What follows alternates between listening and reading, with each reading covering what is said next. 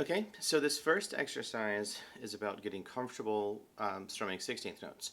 And we're going to start very simply, like very simply, painfully simply. Because the idea is that with repetition, you can stop thinking about what you're doing. And then as soon as you get comfortable and don't have to think about what you're doing, you can kind of take it to another level. So if we're going to get comfortable with strumming, we're going to get comfortable with some types of counting that are going to help you in the later stages. This video is not going to be exciting. The point of this is just to do it over and over and over again. As bored as you get, just bear with me and keep going, and this will benefit you very soon. So the very first thing we're going to do is just strum down and up. That's it. Okay? So I want you to listen to the sound that my guitar is making. Mute your strings by just touching them. If you are not touching them, it'll sound like this. If you're squeezing too hard, it'll sound like that. All right? So you want to touch them just enough that it gets rid of the note, and then you can hear the pick. Now, if you're not using a pick, you don't have to, but I do recommend that you use one.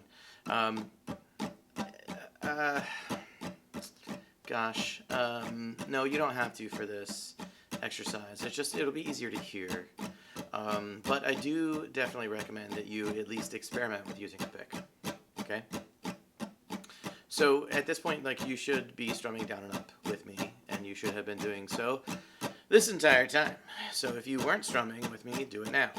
So you want to strum down when I strum down, up when I strum up, down, up, down, up, down, up, down, up, down, up, down. And we're just going to keep going for quite a while. All right, now hopefully I'm not speeding up and slowing down. Some of my drummer friends might be thinking that I am, but it's good enough, I think. So maybe you noticed that I've been talking the whole time, and now I want you to talk. So I'm going to ask you some questions. Now, obviously, I can't hear the answer, or can I? But one of the ways to tell that you've got something down is if you don't have to think about it. One of the ways to know that you don't have to think about it is because you can do something else, like talk. So I'm going to ask you some questions, you answer them. Here we go. Now you got to keep strumming, right? Like if your answer throws you off, get back with me and then wait for the next question, okay? This does not have to go perfectly at first. Oh, did you hear that? I messed up. So this does not have to go perfectly at first. It just has to go perfectly eventually. Now, let me ask you, what did you have for breakfast? Now, most people will answer cereal, or eggs, or nothing, right? So, like, you say the word when you strum. Now, if you notice that it's either difficult to talk while you are doing the strumming, or that you say your answer when you strum down, that's the point. That's what we're getting at right now. We're trying to separate this strumming from anything else that might happen by doing it so much we couldn't possibly get it wrong. So I'm going to ask you a more complicated question.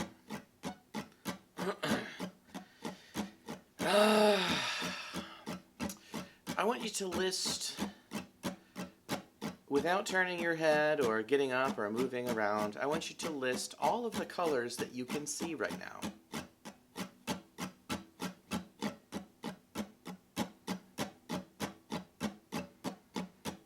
Interesting. Remember, if you get confused, it's expected. You're just going to keep doing this until you don't. Just get back to where you're strumming with me, and let's keep going. So now I want you to repeat after me. Okay. Excuse me, sir. Could you point me to the cheese? Go ahead.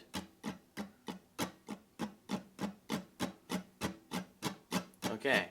Now repeat after me. These are all phrases that will help you in a foreign country. Okay. I'm sorry, but we're past the bathrooms. Go. That's a phrase that will help you as a father driving a car. Okay. Here's another parent one. You ready? Repeat after me. I didn't ask who didn't leave the socks on the floor. I asked who did. My kids know that one. Go. Okay, you may have dropped your pick a few times. You may have noticed me struggling with my pick. Um, the only thing I can tell you about the whole pick thing is like you eventually learn not to drop it. There are no magic secrets. There's just repetition. Now, anytime there is a magic secret, I will tell you. I am all about magic secrets. Sometimes you just gotta do it 1,000 times. That's what we're dealing with now. If you drop your pick it back up, keep going. Now we're gonna count, or we're gonna say something different. We're gonna count. Oh, did you hear that? I totally messed up. We're gonna count 1, 2, 3, 4. Now, right now we're strumming 16th notes, which means we're gonna strum 4 times every single time we count. Like this. 1, 2, 3, 4. So I'm gonna count you in. 1, 2, ready, and then you count with me. 1, 2, ready, count. 1, 2, 3, 4. Again. 1, 2, 3, 4. One more time. 1, 2, 3, 4. Okay. Keep going. Now we're going to count 8th notes. Now we're counting 8th notes even though we're playing 16th notes. We are inching closer to like the sort of grand point of it all. When it comes to coordinating chord changes and strumming, this is especially useful for people that are playing and singing. Like Rama, the person I'm making this video for, who is an awesome, awesome, awesome musician, taking on a very hard song. That's why we're doing this. You can thank her later. Now we're going to count 1 and 2 and 3 and 4 and 1 and 2 and 3 and 4. Okay, count with me. Ready? Count. 1 and 2 and 3 and 4. Again, 1 and 2 and 3 and 4. Oh no!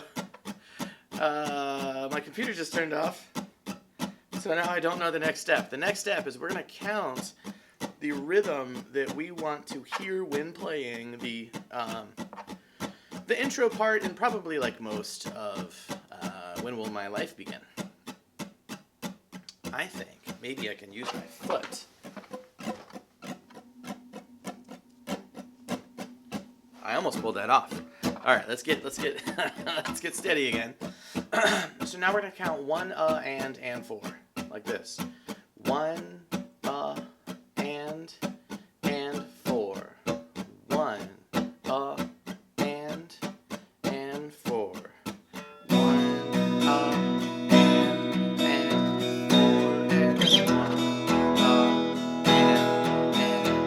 Now the reason for doing this is sometimes when you see a rhythm that you're strumming, that's not, like that rhythm doesn't represent the only time. By the way, keep going with your pick here. That's why I'm doing it as well. That rhythm doesn't represent the only time that you hit the string, okay? That rhythm that you see represents sometimes stresses or articulations or dynamic markings and stuff like that. So there can be significant moments in the rhythm that don't just mean, play or don't play. They can mean a lot of different things, okay? And with this one in particular, you're kind of strumming all the time, but just stressing the rhythm that we wrote down. Now, the easiest thing to do, probably, is to just play the rhythm that we wrote down. But if you're trying to play and sing, that's not the easiest thing to do. The easiest thing to do is for this arm to move no matter what. That's the easiest thing to do. Okay? Because as long as this arm is moving, the audience isn't going to notice. Well, now, they won't. They won't. All right. Oh, I messed up. All right, so it's 1, and 4. Okay, ready? Count with me. Now, we're going to do this a lot because this one's really hard. Basically, if you can do this, I'd say you're like 80% done learning stuff about rhythm. You're not done practicing. But there's not a whole lot else to know. Ready? Count. 1, and 4. 1, and 4. 1, and 4. And 1, and 4. I'm going to to speed up. You can probably hear me speeding up.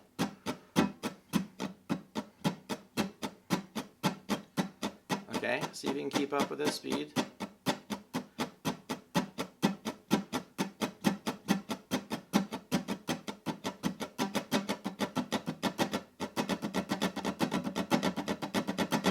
Let's bring it back down.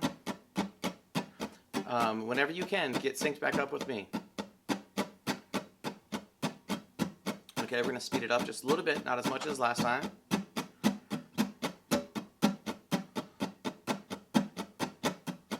Let's leave it here. And then I'm going to count the rhythm. You might have heard me playing it a second ago. I'm really trying not to, but it's stuck in my head. So it's 1, and 4. Count with me. 1, 2, ready, count. 1, and 4. Again, 1, and 4. Now, if you find yourself playing the stuff that you're counting a little bit louder, perfect. That's the goal. Now, you're not just trying to do this. You're not just trying to do it right. You're not just trying to do it right over and over and over again. You're trying to do this correctly over and over again, consistently, without really straining to do it. Like, you want it to just happen. You want to be relaxed, which means you have to do it a few thousand times. Let's count again. 1, 2, ready, count. 1, and 4. 1, and 4. 1, and 4 again. 1, and 4. I'm sorry I sped up, but let's speed up a little bit more. Hopefully you can keep up. Okay, my pick is falling out of my hand. Okay, now I think I got it back. Now let's count. Ready, count. 1, and 4. 1, and 4. 1, and 4. 1, and 4. Keep going. 1, and 4. I'm gonna play the chords again. And 4. Don't stop strumming. And 4. Counting. 1, and keep going. 4 and 1, and 4 and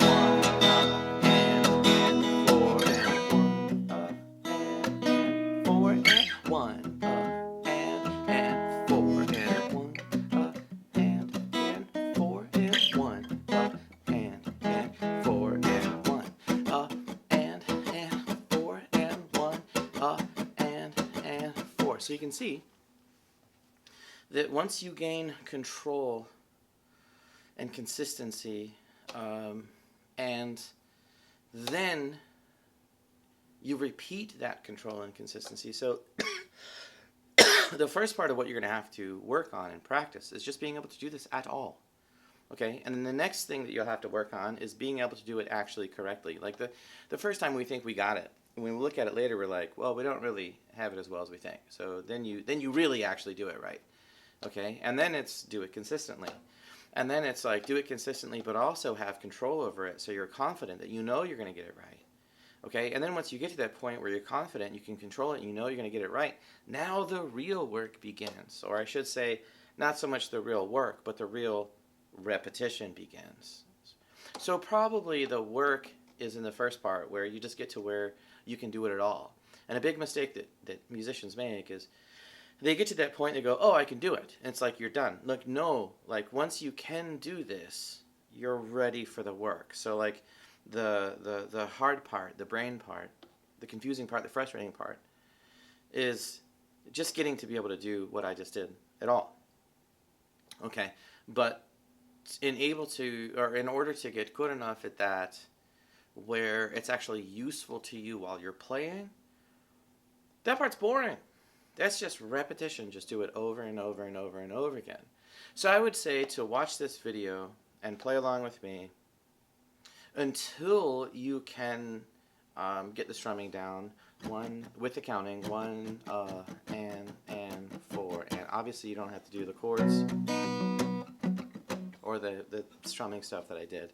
Just 1, and 4, and then once you can do that, you know, watch the video 100 times if you want to, but basically just, you know, each day warm up with, with doing that, counting the rhythm 1 and 4 and while playing those 16th notes.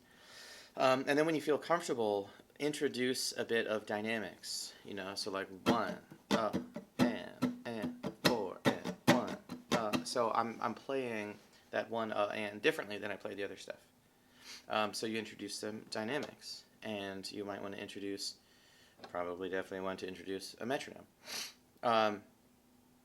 Then when you're comfortable with that, you want to focus on the right hand. Don't add the chords in. Really focus right hand. And then when you feel like you can do that, you know, then go ahead and add the chords in. That can be very distracting. So you could find that as soon as you add the chords, like it all falls apart. It's not just that that's all of a sudden a lot to think about, but the left hand kind of grabs attention. Like the notes will grab your attention, even though this right hand, or left hand if you're playing this way.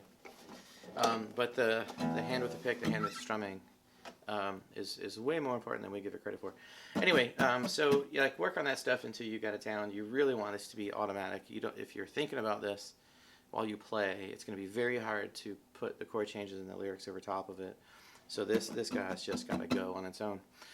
Hopefully, by the time anyone sees this, I've got a link for you to download the written materials that I use for my students to help you play along. You know, if not, leave a comment and bug me to do it, and I'll do it. Okay, happy practicing.